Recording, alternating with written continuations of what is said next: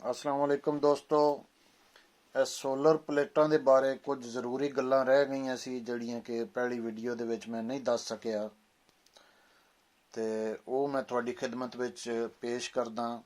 तमाम ਜ਼ਿਮੀਂਦਾਰ ਭਾਈਆਂ ਨੂੰ ਦਰਖਾਸਤ ਹੈ ਕਿ ਤੁਸੀਂ ਇਸ ਚੀਜ਼ ਦਾ ਲਾਲਚ ਨਾ ਲਵੋ ਕਿ ਤੁਸੀਂ ਮਿਸਤਰੀ ਨਾਲ ਠੇਕਾ ਕਰ ਲਿਆ ਔਰ ਤੁਹਾਨੂੰ ਸਸਤੀਆਂ ਪਲੇਟਾਂ ਔਰ ਸਸਤੇ ਰੇਟ ਦੇ ਵਿੱਚ ਮੋਟਰ ਉਹਨੇ ਲਾ ਕੇ ਦਿੱਤੀ ਹੈ। ਤੁਸੀਂ ਇਸ ਚੀਜ਼ ਵਾਸਤੇ, ਕਿਉਂਕਿ ਇਹ 1 ਮਹੀਨੇ ਜਾਂ 2-4 ਮਹੀਨੇ 6 ਮਹੀਨੇ ਦੀ ਚੀਜ਼ ਨਹੀਂ ਹੈ, ਇਹ ਤੁਹਾਡੇ ਕੋਲ ਸਦਾ ਚੱਲਣੀ ਹੈ। ਇਸ ਵਾਸਤੇ ਤੁਸੀਂ ਸਾਰੇ ਭਰਾ ਖੁਦ ਮਿਸਤਰੀ ਨੂੰ ਨਾਲ ਲੈ ਕੇ ਮਾਰਕੀਟ ਵਿੱਚ ਜਾਓ, ਉੱਥੇ ਜਾ ਕੇ ਫਿਰ ਕੇ ਤੇ ਆਪਣੀ ਪਸੰਦ ਦੀਆਂ ਬਿਹਤਰੀਨ ਚੀਜ਼ਾਂ ਜਿਹੜੀਆਂ ਨੇ ਉਹ ਖਰੀਦ ਕੇ ਲੈ ਆਓ, ਤਾਂ ਕਿ ਕੱਲ੍ਹ ਨੂੰ ਤੁਹਾਨੂੰ ਪਛਤਾਣਾ ਨਾ ਪਵੇ। ਉਹ ਪੰਜਾਬੀ ਦੀ ਮਿਸਾਲ ਹੈ ਕਿ ਸਸਤਾ ਰੋਵੇ ਵਾਰੋ ਵਾਰ ਤੇ ਮਹਿੰਗਾ ਰੋਵੇ ਇੱਕੋ ਵਾਰ। ਇੱਕ ਵਾਰੀ ਪੈਸੇ ਲਾ ਲਓ ਤੇ ਬਿਹਤਰੀਨ ਕੰਮ ਕਰ ਲਓ। ਨੰਬਰ 1, ਮਿਸਤਰੀ ਨੂੰ ਨਾਲ ਲੈ ਕੇ ਤੇ ਖੁਦ ਮਾਰਕੀਟ ਵਿੱਚ ਜਾਓ ਤਾਂ ਕਿ ਪਲੇਟਾਂ ਖਰੀਦਣੀਆਂ ਨੇ ਤੁਹਾਨੂੰ ਪਤਾ ਹੋਵੇ ਮਾਰਕੀਟ ਦੇ ਵਿੱਚ ਰੇਟ ਕੀ ਹੈ। ਨੰਬਰ 2, ਸਾਰੀ ਮਾਰਕੀਟ ਚੈੱਕ ਕਰੋ, ਸਾਰਿਆਂ ਕੋਲੋਂ ਰੇਟ ਪੁੱਛੋ ਤਾਂ ਕਿ ਕੋਈ ਅਗਰ ਤੁਹਾਨੂੰ ਜ਼ਿਆਦਾ ਕੀਮਤ ਲਾ ਰਿਹਾ ਹੈ, ਇੱਕ ਦੂਸਰਾ ਥੋੜੀ ਕੀਮਤ ਵਿੱਚ ਦੇ ਰਿਹਾ ਤੇ ਆਪਣੀ ਮਰਜ਼ੀ ਨਾਲ ਤੁਸੀਂ ਸਸਤੀਆਂ ਲੈ ਸਕਦੇ ਹੋ।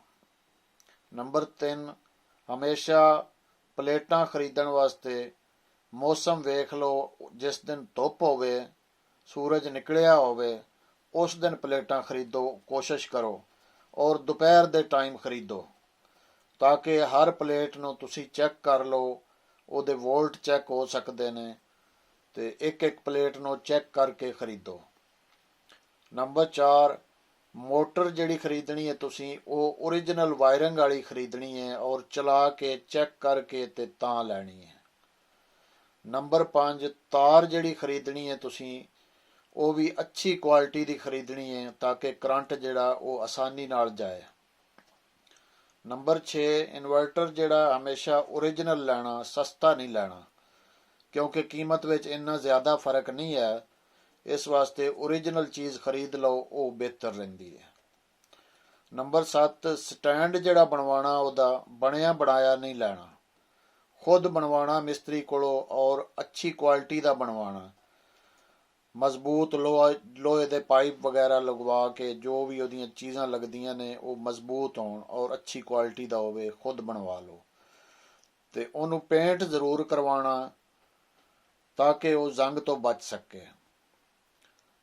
ਨੰਬਰ 7, 8, ਉਹਦੀ ਜਿਹੜੀ ਬੁਨਿਆਦ ਹੈ ਤੁਸੀਂ ਉਹ ਜਿੱਥੇ ਬਣਾਉਣੀ ਹੈ, ਕਾਬਲੇ ਲੱਗਣੇ ਨੇ, ਉਹਦਾ ਥੱਲਿਓਂ ਫਾਊਂਡੇਸ਼ਨ ਹੋਣੀ ਹੈ, ਉਹ ਮਜ਼ਬੂਤ ਹੋਣੀ ਚਾਹੀਦੀ ਹੈ। ਕੋਸ਼ਿਸ਼ ਕਰੋ 5x5 ਦਾ ਖੱਡਾ ਖੋਦ ਕੇ ਤੇ ਉਹਦੇ ਵਿੱਚ ਬੇਸ਼ੱਕ 2-4 ਬੋਰੀਆਂ ਵੱਧ ਲੱਗ ਜਾਣ ਸੀਮਟ ਦੀਆਂ, ਕੋਈ ਹਰਜ ਨਹੀਂ ਹੈ। ਬਜਰੀ ਸੀਮਟ ਅੱਜ ਜਿਹੜੀ ਹੈ ਉਹ ਤੁਸੀਂ 1000-1500 ਉੱਤੇ ਲਾ ਕੇ ਤੇ ਉਹਨੂੰ ਮਜ਼ਬੂਤ ਇੰਨਾ ਬਣਾਓ ਜੇ ਕੱਲ ਨੂੰ ਕੋਈ ਅੰਧੇਰੀ ਆਵੇ, ਝੱਖੜ ਆਵੇ, ਉਹਦੇ ਵਿੱਚ ਉਹ ਮਜ਼ਬੂਤ ਰਵੇ ਸਟੈਂਡ, ਉਹ ਨਾ ਪਟਿਆ ਜਾਵੇ। ਨੰਬਰ 9, ਪਲੇਟਾਂ ਜਿਹੜੀਆਂ ਫਿੱਟ ਕਰਨੀਆਂ ਨੇ ਉਸ ਸਟੈਂਡ ਦੇ ਉੱਤੇ ਉਹ ਮਿਸਤਰੀ ਨੂੰ ਦੱਸਣਾ ਬਣਾਉਣ ਤੋਂ ਪਹਿਲਾਂ ਉਹਨਾਂ ਵਿੱਚ 2 ਪਲੇਟਾਂ ਦੇ ਵਿੱਚ ਕਮ ਅਜ਼ ਕਮ 3 ਇੰਚ ਦਾ ਫਾਸਲਾ ਜ਼ਰੂਰ ਹੋਵੇ ਤਾਂ ਕਿ ਅਗਰ ਤੇਜ਼ ਹਵਾ ਆਏ ਤੇ ਉਹਨਾਂ ਪਲੇਟਾਂ ਦੇ ਵਿੱਚੋਂ ਕ੍ਰਾਸ ਕਰ ਜਾਏ।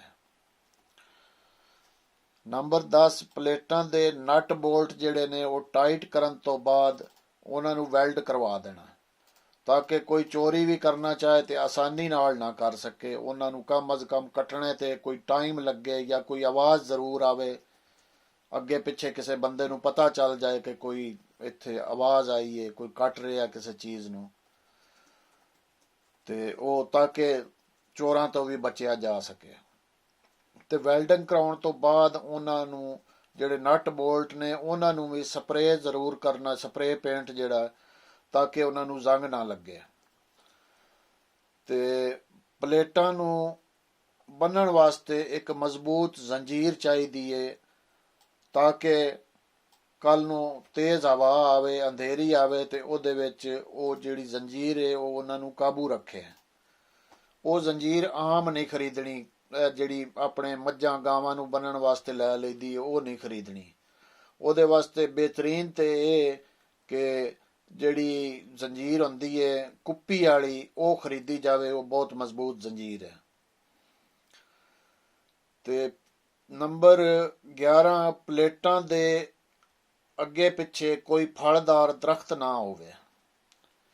ਅਗਰ ਕੋਈ ਦਰਖਤ ਉੱਥੇ ਹੈ ਫਲਦਾਰ, ਮਸਲਨ ਅੰਬ ਹੈ, ਜਾਮਨ ਹੈ, ਬੇਰ ਹੈ, ਇਸ ਤਰ੍ਹਾਂ ਦਾ ਕੋਈ ਦਰਖਤ ਹੈ, ਅਮਰੂਦ ਹੈ, ਤੇ ਉਹਨੂੰ ਕੱਟ ਦਿਓ ਤਾਂ ਕਿ ਕੱਲ ਨੂੰ ਕੋਈ ਬੱਚੇ ਉਹਦੇ ਉੱਤੇ ਰੋੜੇ ਮਾਰਦੇ ਨੇ ਤੇ ਉਹ ਕੋਈ ਰੋੜਾ ਜਿਹੜਾ ਉਹ ਤੁਹਾਡੀ ਪਲੇਟ ਤੇ ਲੱਗ ਕੇ ਟੁੱਟ ਨਾ ਜਾਏ, ਉਹ ਨੁਕਸਾਨ ਨਾ ਹੋ ਜਾਏ। ਇਸ ਤੋਂ ਬਿਹਤਰ ਹੈ ਕਿ ਪਹਿਲਾਂ ਹੀ ਉਹ ਦਰਖਤ ਉੱਥੋਂ ਕੱਟਿਆ ਜਾਏ। ਨੰਬਰ 12, ਹਰ ਹਫ਼ਤੇ ਪਲੇਟਾਂ ਨੂੰ ਸਾਫ਼ ਕਰਨਾ, ਉਹਨਾਂ ਨੂੰ ਧੋ ਕੇ, ਤਾਂ ਕਿ ਉਹਨਾਂ ਦਾ ਕਰੰਟ ਜਿਹੜਾ ਉਹ ਸਹੀ ਜਾਵੇ ਮੋਟਰ ਵੱਲ ਤੇ ਮੋਟਰ ਸਹੀ ਚੱਲੇ। ਇਹ ਚੰਦ ਜ਼ਰੂਰੀ ਗੱਲਾਂ ਸੀ ਜਿਹੜੀਆਂ ਤੁਹਾਡੇ ਨਾਲ ਕਰਨੀਆਂ ਸੀ, ਜਿਹੜੀਆਂ ਪਿਛਲੀ ਵੀਡੀਓ ਦੇ ਵਿੱਚ ਰਹਿ ਗਈਆਂ ਸੀ। ਤੇ ਇਨਸ਼ਾਅੱਲਾ ਅਗਲੀ ਵੀਡੀਓ ਤੱਕ ਅੱਲਾ ਹਾਫਿਜ਼।